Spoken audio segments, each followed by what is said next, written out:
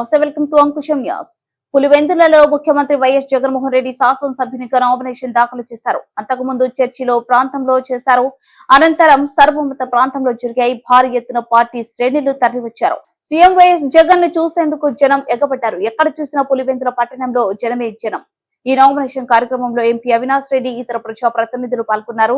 అంతకుముందు CM Jagan పులివెందులలో party ఏర్పాటు చేసిన బహిరంగ సభలో ప్రసంగించారు. రాష్ట్రంలో పులివెందుల అంటే ఒక నమ్మకమని ప్రతి ఒక్కరికి తెలుసని, పులివెందులను కొంతమంది ప్రతిపక్ష నాయకులు ఫ్యాక్షనిస్టులుగా చిత్రీకరిస్తున్నారని సీఎం వైఎస్ జగన్ ఆవేదన వ్యక్తం చేశారు.